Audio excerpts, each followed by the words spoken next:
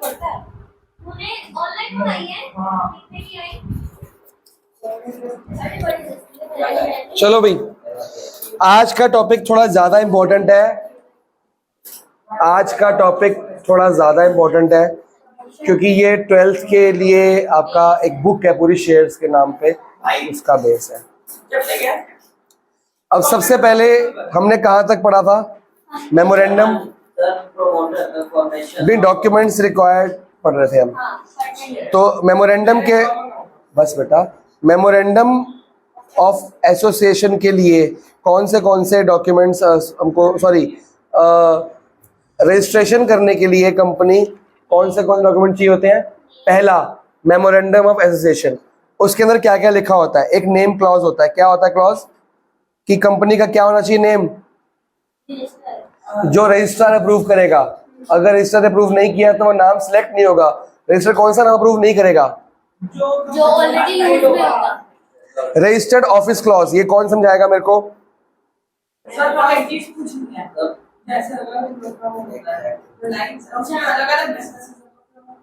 क्या? तो रिलायंस के नाम पे ही होंगे। हर कंपनी का अलग अलग नाम है। हर कंपनी का अपना अलग अलग नाम रजिस्टर्ड है भाई। हर कंपनी का रिलायंस फ्रेश अलग है, रिलायंस टायर्स अलग है, रिलायंस ये अलग है, रिलायंस ऑयल अलग है। सारी अलग अलग कंपनी है, शेयर होल्डर अलग है। क्या हुआ, कोई दिक्कत है? चलो आगे बताओ। सर मैं बताता हूँ, ऑफिस वाली क्लॉज के अंदर हमें ये बता रहा है कि जैसे हमने कोई एड्रेस बता रखा है कि मेरा ऑफिस इधर है, अगर वो नहीं उधर मिला तो 30 डेज के अंदर वो हट जाएगा। चेंज हो जाएगा। ऐसा क्या लिखा है? सर इसका मतलब ये है कि हमें लिस्ट में आना पड़ेगा कि कौन सी स्टेट में कौन सी। आप रजिस्ट्रार को एक क्लॉज लिख के दोगे कि हम अपना रजिस्टर्ड ऑफिस यहाँ पे बनाना चाह रहे हैं। आप एक एड्रेस दोगे, चाहे आपका रजिस्टर्ड ऑफिस वहाँ पे है ही नहीं, तब भी आप दे दोगे। अब आपका काम क्या है कि जोन सा एड्रेस दिया है, विद इन 30 डेज के अंदर अंदर आपको वहाँ पे ऑफिस खोलना पड़ेगा, लेकिन मस्ट बी द सेम। हाँ ठीक है।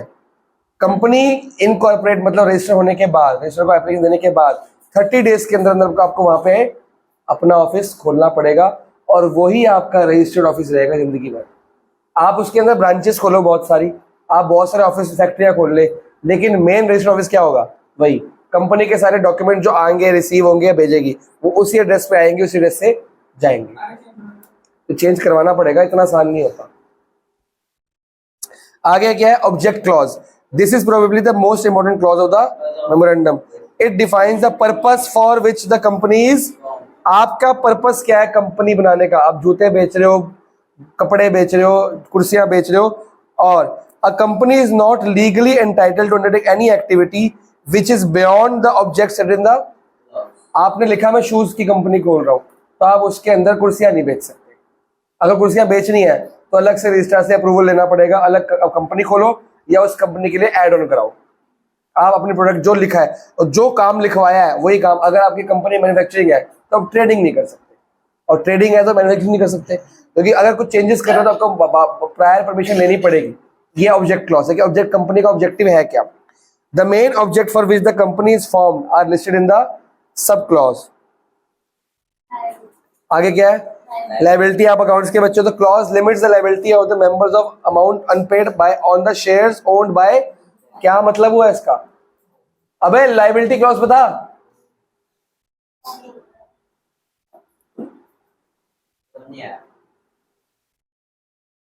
किस बंदे के कितने शेयर हैं, उनकी कितनी लायबिलिटी। ये आरजे समझाएगी। आरजे लायबिलिटी क्लॉज बताइए जरा, तेरे तो हो गया ना, देखते थे कितना आता तेरे को। लायबिलिटी क्लॉज में ये था कि जितने शेयर्स लोगों ने खरीदे हैं उतनी ही उनकी लायबिलिटी होगी, बस स्पेसिफाई होगा कि इतनी। एग्जाम्पल तो हो गया। तो आगे नहीं आना। मतलब अगर किसी ने 6 रुपीज के शेयर खरीदे और उसने आगे से 4 रुपीज दिए है, तो शेयर तो खरीदे, जितना बचा है उसको वो देना पड़ेगा, जितना मर्जी रिवर्स करने चाहिए। तो वो 6 रुपीज के शेयर देगा, 4 क्यों देगा, 6 देगा वो? अगर उसने आधे अमाउंट दिया है तो उसको इंसॉल्वेंसी के केस में भी 2 रुपीज। इंसॉल्वेंसी कहाँ से होगी?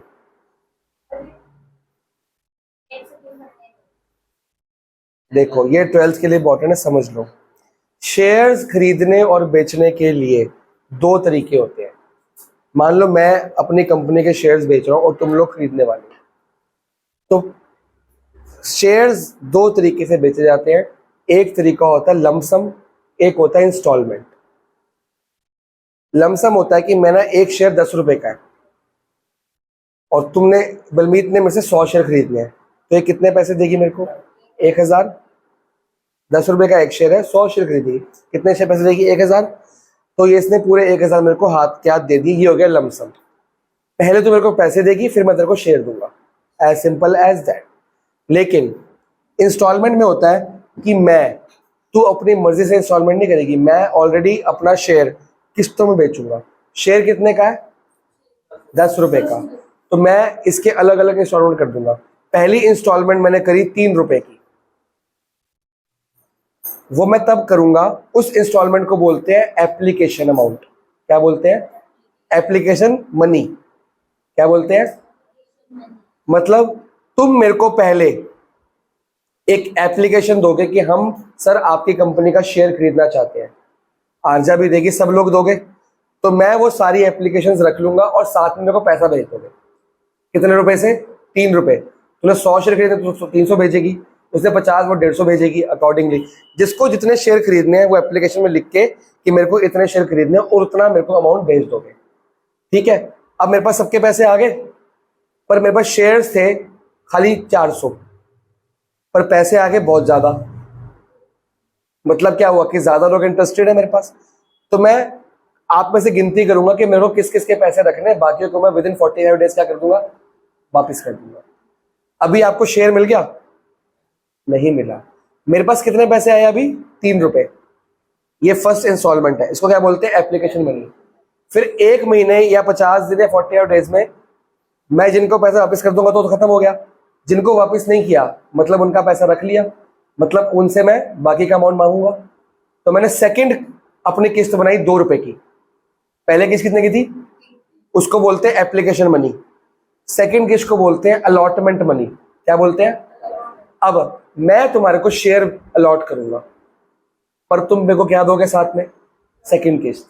मतलब पहली किस्त में तुमने सिर्फ एप्लीकेशन दी, कोई शेयर तुम्हारे पास नहीं मिला, शेयर मेरे पास ही पड़ा है, मैंने सिर्फ पैसा रख लिया। फिर सेकंड किस्त में मैं तुम्हारे को शेयर भी दूंगा, बदले में सेकंड किस्त ले लूंगा। पहली किस्त को क्या बोलते हैं? एप्लीकेशन। सेकंड को अलॉट।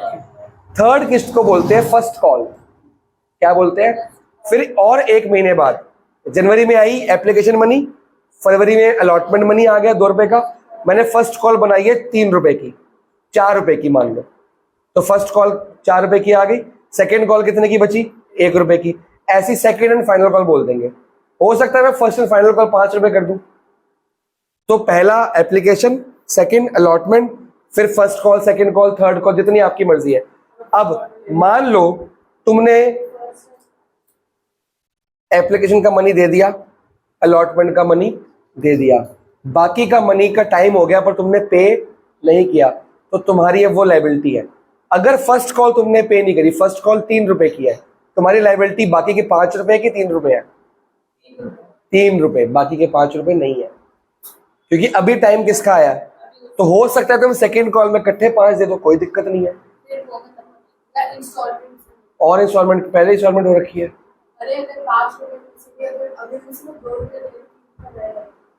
हम ऐसा क्यों करेंगे? ऐसा नहीं होता ना, सिस्टम होता है। फर्स्ट कॉल अगर 3 रुपए की है तो 3 रुपए ड्यू हो गया, तुमने नहीं दिए।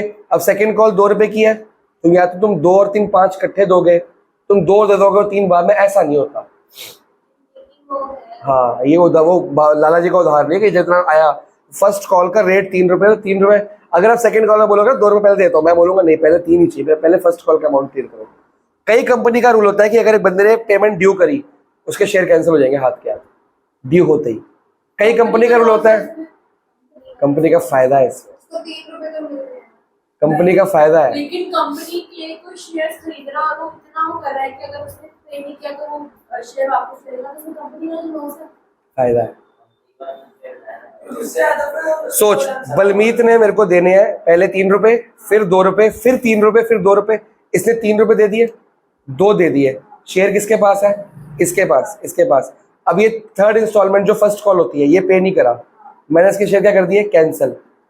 मेरे पास कितना पैसा पड़ा है? 5। मैं इसको वापस थोड़ी करूंगा। अब वही शेयर कैंसिल हो गया, वही शेयर नया इशू करूंगा इसको, इससे कितने पैसे पाऊंगा? पूरे 10 रुपए। इस लमसम मांगो जैसे मर्जी मांगो, ये उस शेयर है कितने का था? 10 का, तो ये 10 रुपए पूरे देगा मेरे को, तो मेरे पास शेयर 15 रुपए का आ गया, 5 कमा ली। इसको बोलते हैं शेयर फॉर फीचर। क्या बोलते हैं? शेयर कैंसिल का for feature of share. 12th में इसके पूरी अकाउंट से एंट्री भी है इसकी, जनरल एंट्री। और उसके पास तो अभी भी शेयर्स है ना। यार ये मैं कितनी बार रिपीट कर रहा हूँ, पूरी अकाउंट जनरल एंट्री है पूरी। इस साल भी, अगले साल जनरल एंट्री करनी है। जर्नल ही जनरल अकाउंट में, कुछ नहीं है मेन। ये क्या अब दोबारा मत रिपीट करिए बात, ये 1000 बार बोल चुका हूँ। पूरी 12th की मैथ्स में जनरल एंट्री भरी पड़ी है।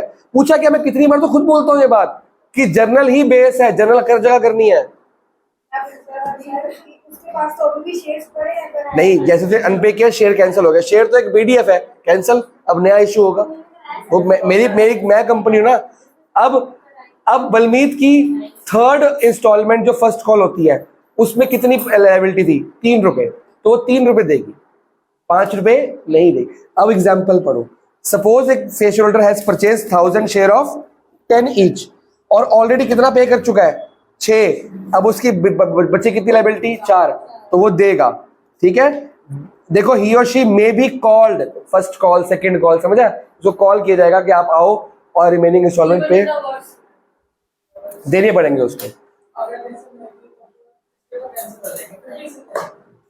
नहीं, फिर क्यों देगी वो? कैंसिल होने के बाद क्यों देगी? उसके पैसे मैंने उल्टा मार लिए, 5 तो मैंने रख लिए, उसका तो नुकसान हो गया ना। नुकसान शेयर होल्डर का होता है, कंपनी का नहीं होता। कंपनी को फायदा होता है। आगे अगला क्लॉज क्या है? This clause specifies the maximum capital which the company will be to raise through the issue of shares. बेटा 3 तरह की कैपिटल लिखते हैं बैलेंस शीट के अंदर हम। कौन सी पता है? ये देखिए बोर्ड आ रहा है। कंपनी की कैपिटल 3 तरह की कैपिटल होती है। एक होती है ऑथोराइज कैपिटल, एक होता है इशूड कैपिटल, एक होता है सब्सक्राइब्ड कैपिटल।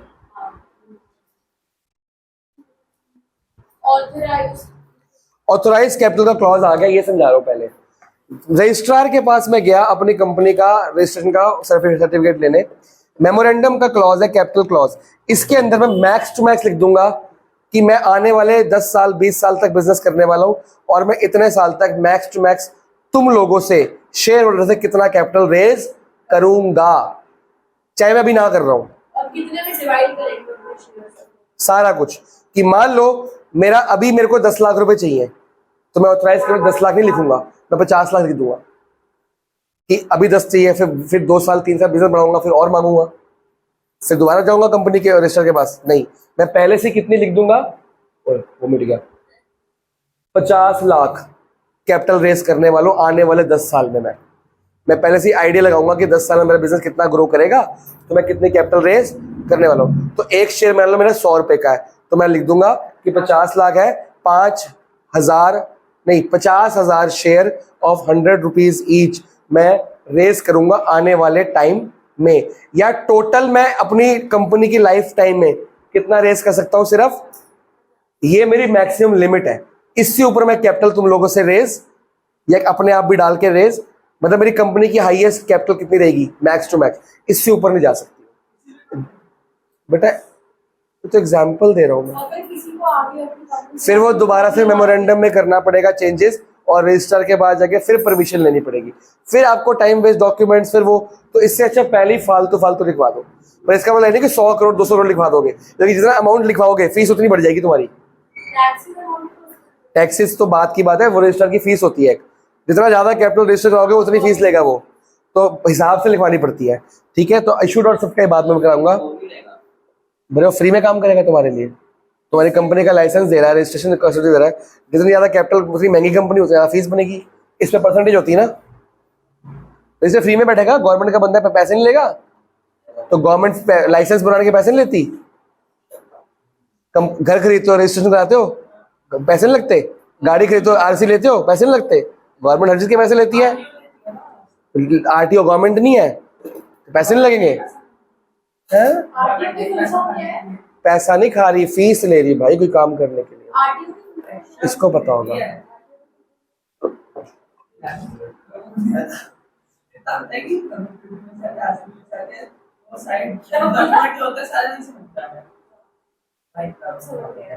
चलो, the authorise share capital of the proposed company. Propose company का मतलब क्या हुआ? प्रपोज मतलब कि हमने प्रपोज किया कि हम करने वाले हैं शुरू।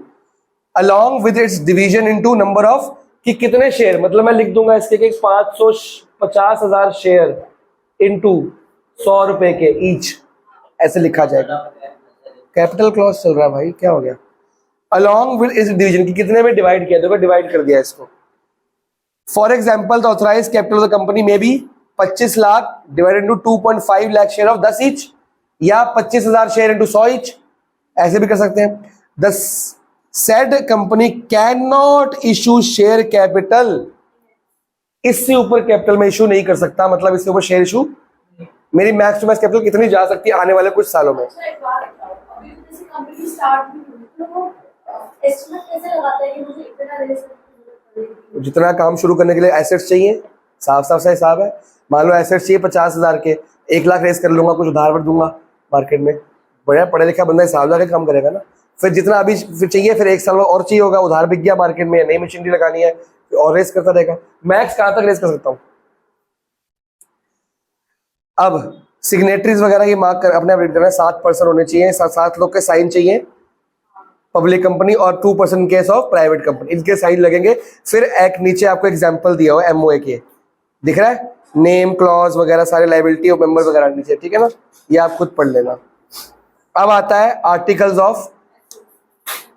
Articles of association are the rules regarding the internal management of the, कि हमारी कंपनी मैनेज कैसे होगी, हमारी कंपनी की पॉलिसी और रूल्स क्या है, वो रूल्स सारी कंपनी के लोग फॉलो करा करेंगे। ये रूल्स कौन बनाएंगे? प्रमोटर्स और मालिक मिलके। प्रमोटर मालिक भी हो सकता है, प्रमोटर अलग बंदा भी, उसने बताया था लास्ट क्लास में। अगर मैंने किसी और बंदे को, किसी और कंपनी को पैसे दिए, फीस दी कमीशन की, मेरे को प्रमोट कर दो, तो ये सारा काम कौन कराएगा? मेरा प्रमोटर कराएगा, या मैं खुद भी कर सकता हूँ। These rules are subsidiary to the memorandum of association, मतलब ये मेमोरेंडम के सब्सिडरी रहेंगे, मतलब उसके ऊपर उसको तोड़ नहीं सकते, मतलब जो उसके क्लॉजेज है ना उसके नीचे रहेंगे, उसके ऊपर नहीं जा सकते। हम ऐसा नहीं कि मेमोरेंडम में लिखे 50 लाख, रूल बना दिया कि हम तो 100 लाख कर लेंगे रेस, ऐसा नहीं हो सकता, उसके अंदर ही हो गया। उसमें रूल आया कि मेरी कंपनी का नाम हो गया XYZ लिमिटेड, तो आप उसके अंदर ही काम करोगे, उसके ऊपर नहीं जा सकते। Hence should not contradict or exceed anything stated in the memorandum of, इसको एक्सीड, इसको बाईपास, इसको नहीं कर सकते जो वहां लिखा है। अब उसमें देखो रूल्स लिखे हैं, रूल्स कैसे कैसे हो सकते हैं? Buy back of shares, name and value of share, for feature के बारे में, अलॉटमेंट कैसा करना है, लिखा है ना फॉर फीचर, वोटिंग कैसे करनी, कंपनी में कैपिटल को कॉल कैसे करना है, वाइंडिंग कंपनी जब बंद होगी तो कैसे बंद होगी, वगैरह वगैरह वगैरह, कि हमारी कंपनी की पॉलिसी क्या है, हमारी कंपनी कैसे फंक्शन करेगी, कब कब एक्स्ट्रा पैसा मांगना है, कब कब नहीं मांगना। कॉल्स ऑन शेयर लिखा है ना, लिखो एक कॉल्स ऑन शेयर लिख रहा होगा। कॉल्स मतलब first call, second call, allotment, application, कब कब कॉल करनी, कब कब कॉल नहीं करनी, अनकॉल्ड पे फॉरफीचर करना नहीं है, कब तक वेट करनी है फॉरफीचर करने से पहले, फॉरफीचर मतलब कैंसिल करने से पहले, वो सारी रूल्स लिखे होंगे। अब और ये हर कंपनी के अलग अलग होते हैं। अब डिफरेंस है, पहला डिफरेंस क्या है? मेमोरेंडम डिफाइंस द ऑब्जेक्ट, की कंपनी ने क्या काम करना है, वो क्या करता है, कंपनी मैनेज कैसे होनी है, और काम जो क्या करना है वो कैसे करना है, काम क्या करना है, मेमोरेंडम काम कैसे करना है, मैनेज कैसे करना है और कैसे करना है, वो कौन करेगा? आर्टिकल्स। मेमोरेंडम एक डॉक्यूमेंट है जो रजिस्ट्रेशन करने के लिए जरूरी है, आर्टिकल भी जरूरी है लेकिन उसका सब्सिडरी है, उसका सब डॉक्यूमेंट है, मतलब मेमोरेंडम तो देना ही पड़ेगा, आर्टिकल उसके बाद देना पड़ेगा। Memorandum defines relationship of the company with the, कि बाहर के लोगों शेयर होल्डर से उनका रिश्ता कितना रहेगा, ऐसा। आर्टिकल्स क्या बताता है? इंटरनल मैनेजमेंट कैसे रहेगी, कंपनी के अंदर के रिश्ते कैसे रहेंगे, ठीक है ना। Acts beyond the memorandum are invalid and can not be ratified even by unanimous vote of the member. Memorandum के खिलाफ तुमने कोई काम किया, वो इनवैलिड माना जाएगा, उसको वोटिंग, मान लो कि मेजोरिटी बंदों ने वोटिंग कर दी कि अब तो हम 60 लाख रुपए रेस करेंगे, वो माना नहीं जाएगा। मेमोरेंडम में जो लिख दिया पत्थर की लगी रहा, चाहे मेजोरिटी बंदे उसके साइड उसके खिलाफ होंगे तब भी नहीं मानी जाएगी उनकी बात है, ऐसा हो ही नहीं पाएगा। सब कुछ बैंक के थ्रू होता है, गवर्नमेंट को सब पता होता है। टैक्स का टैक्स, हर चीज में टैक्स क्यों लेके आई जा रही है? टैक्स है ये तो, अगर ज्यादा टैक्स आ रहा है कम टैक्स आ रहा है तो हम उतना शो करेंगे ही नहीं, तो छुपाने से सब कुछ आ सकते हैं ना। लेकिन कंपनी में पैसा आता है, उसके अकाउंट्स ऑडिट किए जाते हैं, गवर्नमेंट को सब पता लग जाता है। ऑडिट करते हैं ना, अकाउंट्स को चेक करते हैं, उसमें ज्यादा पैसा आ रखा है, यहाँ देखा ऑथराइज कैपिटल 50 लाख, वहाँ 60 लाख कैसे होगी? इसलिए तो चेक करता है टाइप ऑडिटर्स होते हैं गवर्नमेंट के पास, सीए होता है, बहुत सारा होता है, तो बहुत सारे सीए होते हैं, पूरा डिपार्टमेंट है, इनकम टैक्स डिपार्टमेंट है पूरा, वही जो काम करता है। और आजकल गवर्नमेंट ने डिजिटलाइज कर दिया, आजकल सॉफ्टवेयर आ गए, चेक करना ही नहीं पड़ता ज्यादा। जहां आप गलती करोगे वो इमीडिएटली हाइड करेगा तुम्हारे, तुमने ये काम गलत किया है, नोटिस नहीं आएगा, पहले गलती आएगी, ठीक करने का मौका मिलता है आजकल। बस जैसे किसी कोई जनरल स्टोर है तो उसको भी अपना दिखाना होता है। अगर उसने सीए रखा हो और जीएसटी भरता है, टैक्स भरता है, तो दिखाने पड़ेंगे गवर्नमेंट को। अगर वो सीए रख के अकाउंट्स का, उसने अगर प्रॉपर एक गवर्नमेंट का रजिस्टर करा रखा है, तो उसको जीएसटी भरनी पड़ेगी, और जीएसटी भरेगा तो गवर्नमेंट का सारे अकाउंट्स दिखाने पड़ेंगे उसको। टैक्स होता है, आपने कहा था 12th में चैप्टर है उसमें 11th में भी है, 11th के अंदर बेटा चैप्टर पढ़ा देंगे, जीएसटी के अंदर सब आएगा, जर्नल भी आएगा, लेजर भी आएगा, सब आएगा। अभी मैं बीएसटी पढ़ा, मैं बीएसटी पढ़ा रहा हूँ, नहीं मेरे पास वो बहुत लंबा टॉपिक है। Acts which are beyond articles can be ratified. अगर आर्टिकल्स के खिलाफ की बात करी है या उसको चेंज करा, वो वोटिंग करके आप चेंज करा सकते हो। वोटिंग में मेजोरिटी वोट आएगी कि हमको ये चेंज करो, चेंज हो सकता है, लेकिन मेमोरेंडम चेंज नहीं हो सकता। Every company has to file MOA, लेकिन it is not compulsory for a public company to file AOA. AOA की जगह प्रोस्पेक्टस भी कर सकते हैं। प्रोस्पेक्टस अलग चीज होती है। नहीं, ये पॉइंट है आगे कि एओए में अगर आपको एओए क्या? करना है तो एओए फ्लेक्सिबल है, एमओए फ्लेक्सिबल नहीं है। डिस्प्यूट्स नहीं हो गए, रूल्स एग्जैक्टली पता है, गाइडलाइंस की क्या करना है क्या नहीं करना, और वो चेंज किए जा सकते हैं। अब आता है कंसेंट ऑफ द प्रपोज्ड। जो प्रपोज मतलब कि जो होने वाले मालिक है, होने वाले मालिक तो 100 भी हो सकते हैं, लेकिन मेजोरिटी शेयर होल्डर जो होते हैं उनको क्या बोलते हैं हम? डायरेक्टर। ये 30% 35% शेयर होंगे, उनकी कंसेंट, उनका रिटर्न और वो चाहिए होगा हमें, परमिशन एप्लीकेशन की हम अपनी कंपनी को शुरू करना चाहते हैं, हम इस एबीसी कंपनी के तहत एज अ मालिक काम करने को तैयार हैं। अगला क्या है? एग्रीमेंट। उनको क्वालिफिकेशन शेयर मिल जाएंगे, उसको जितने, मतलब कि मेरे पास 30% है, बलमीर का 20% है, हम दोनों मालिक बन गए तो हमारा 30% शेयर क्या बोला जाएगा? Qualification share. हमने क्वालिफाई कर दिया। मिनिमम 1/4 शेयर होना चाहिए उनके पास, 1/4 होना चाहिए। आगे agreement. Agreement if any which the company proposes to enter with any individual, या कोई डेटर से, क्रेडिटर से, बैंक से, जो कंपनी चाहती है कि मेरे पहले से एग्रीमेंट लिखा जाए, या अपने शेयर होल्डर से या मैनेजर से, वो साथ में एग्रीमेंट भी लेके आना पड़ेगा, वो भी रजिस्टर कराना पड़ेगा, ताकि इन केस ऑफ डिस्प्यूट या कॉन्फ्लिक्ट वो एग्रीमेंट प्रायर बन जाए। ये जरूरी नहीं होता, अगर है तो कोई एक स्पेशल कोई इंडिविजुअल के साथ एंटर करना है, मैं वही तो बोल रहा हूँ, और क्या। किसी भी बंदे, डेटर हो गया, क्रेडिटर हो गया, बैंकर हो गया, इंस्टीट्यूशन हो गया, बंदा हो गया, कोई भी एग्रीमेंट उसका करना है वो साथ में कर सकते हो इन टाइम ऑफ कंपनी बनाते हुए। अगला क्या है? Statutory declaration. समझाओगे जरा?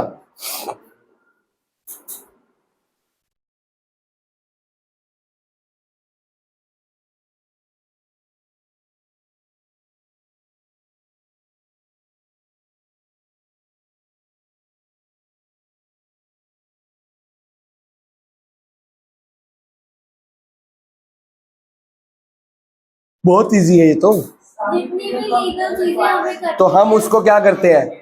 आपने कभी गूगल फॉर्म या ऐसे भरे हुए हैं, या कोई भी ईमेल आईडी बनाते हो, उसमें लिखा होता है ना एग्री एंड कंटिन्यू, कि हम अब इसमें एक डेक्लेरेशन हमने दे दी कि हम सारे लीगल डॉक्यूमेंट्स पूरे कर चुके हैं और हमारा कोई चीज़ गलत नहीं है, और हम आप कंपनी शुरू कर सकते हैं। हम ये आपको डिक्लेयर करते हैं कि हमने सारा कुछ आपको सौंप दिया है, सारे डॉक्यूमेंट्स कर दिए, कुछ रह नहीं गया। समझ गए? तो एग्रीमेंट दे रहे हैं। इसमें क्या होगा? जो मैनेजर या कंपनी का मालिक जो आर्टिकल्स में सिग्नेटरी होगा या मेमोरेंडम में सिग्नेटरी होगा, वो साइन करेगा, अलॉन्ग विद जो सीए कॉस्ट अकाउंटेंट जो कंपनी बनाने में हेल्प कर रहा है, उसके साइन भी साथ में लगेंगे। रिसिप्ट ऑफ पेमेंट फी, ये फी मिलेगी, देंगे हम, रजिस्ट्रार रिसीव करेगा। तो along with above mention document necessary fees has to be paid. जब हम पे करेंगे तो बदले में क्या मिलेगी? रिसिप्ट, पर्ची। पर्ची पर्ची हमें मिलेगी ना। Of the registration of company, amount of such fees shall depend on the authorise, इस अमाउंट पे। अगर ये अमाउंट ज्यादा है तो फीस भी क्या होगी, अगर ये अमाउंट कम है तो फीस भी क्या होगी। तो वो फीस कितनी है वो रजिस्टर बता देगा, वो आप पे कर दोगे, आपको बदले में क्या मिल जाएगी, एक पर्ची। कल को मुकरेगा नहीं, फिर थोड़े दिन बाद वो आपका सर्टिफिकेट बना के आपको भेज देगा आपके रजिस्टर्ड ऑफिस पे। अब आता है प्रमोटर की पोजीशन होती क्या है कंपनी के अंदर। Promoter are neither the agent nor the trustee of the company. मतलब एजेंट भी नहीं होते और तो मतलब क्या हुआ, पढ़ो पढ़ो पढ़ो पढ़ो।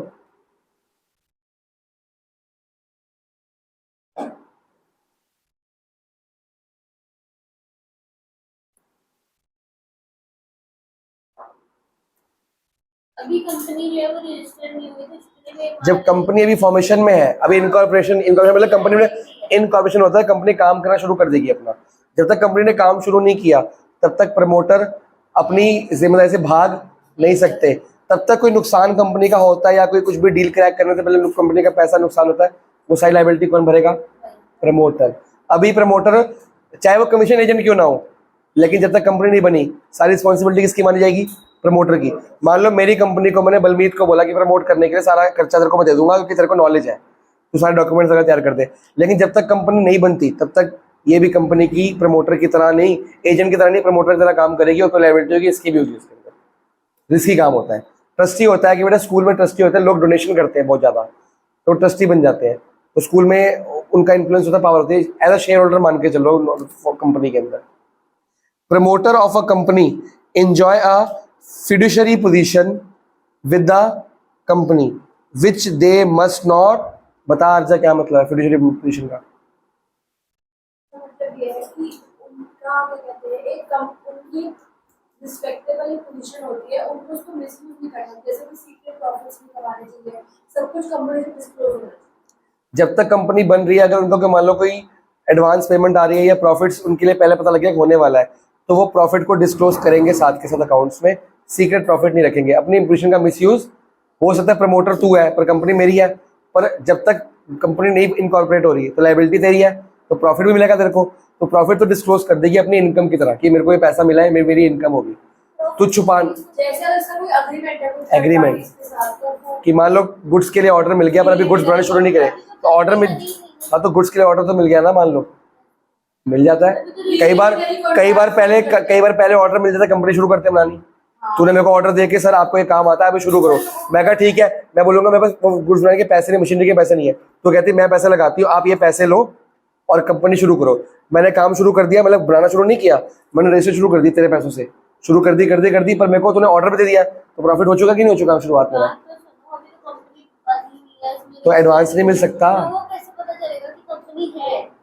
किसको, लोगों को नहीं, पहले से कॉन्टैक्ट्स होंगे ना जिससे हमने कंपनी शुरू करने के लिए सोचा होगा, अगर पहली बार शुरू करें तो फिर नहीं, वो तो कह रहा हूँ हमेशा थोड़ी होगा। अगर कई बार लोगों के पहले कॉन्टैक्ट्स होते हैं कि हाँ तू मेरी हेल्प करेगा, मेरे को ऑर्डर देगा, तो हाँ तेरे मैं साथ दूंगा, तेरे को मैं पहले ऑर्डर दूंगा, तो कंपनी शुरू कर। तो कॉन्टैक्ट से हम लोग अगर प्रॉफिट हो रहा है तो प्रॉफिट मेरा है कि तेरा है, मेरा है, कंपनी तो मेरी है, पर जब तक इनकॉर्पोरेट नहीं हो तेरा भी माना जाएगा। देखो छुपाना नहीं, अपनी इनकम के अंदर दिखाना है। अगर लायबिलिटी शो कर रहे हो तो प्रॉफिट भी शो करोगे। अगर कोई कंपनी का लॉस हो गया तो भी तेरा भी लॉस होगा, तो भी शो कर सकती है, अपना लॉस क्लेम कर सकती है बाद में, ठीक है ना। जब कंपनी बनेगी तो मैं पे कर दूंगा ना इसको।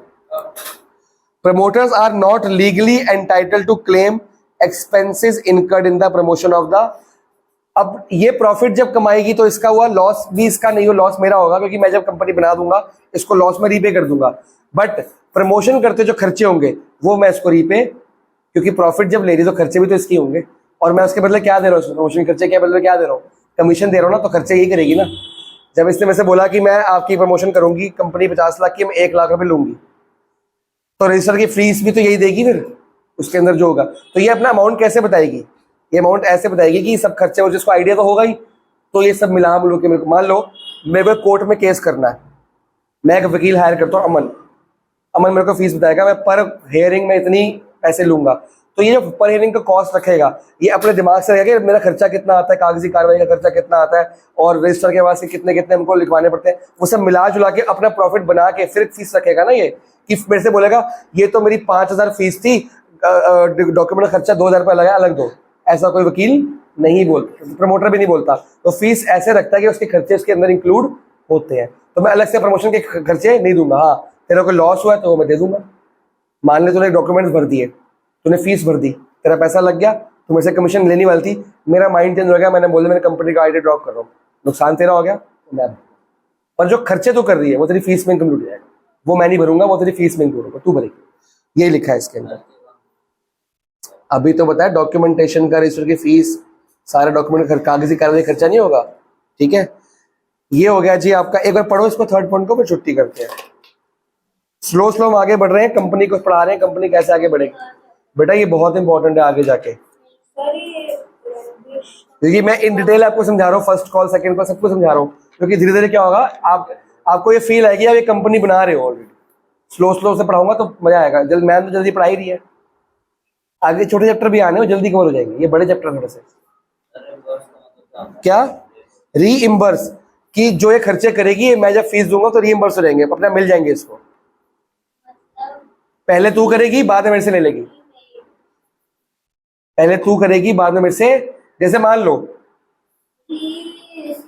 आपके पास मेडिक्लेम है, मेडिक्लेम होता है, हॉस्पिटल का खर्चा इंश्योरेंस ले रखी है, तो पहले हम खुद पे करते हैं, बाद में हमको इंश्योरेंस कंपनी रीपे कर देती है, तो रीइंबर्स बोलते हैं उसको। जैसे लॉस बाय फाइन होता है तो इंश्योरेंस कंपनी पहले हम खुद पे करते हैं, इंश्योरेंस कंपनी बिल्कुल, वो रीइंबर्स हो जाता है। प्री है रिकवर्ड, रेम्यूनरेट सैलरी देना, कमीशन देना, खर्चा देना।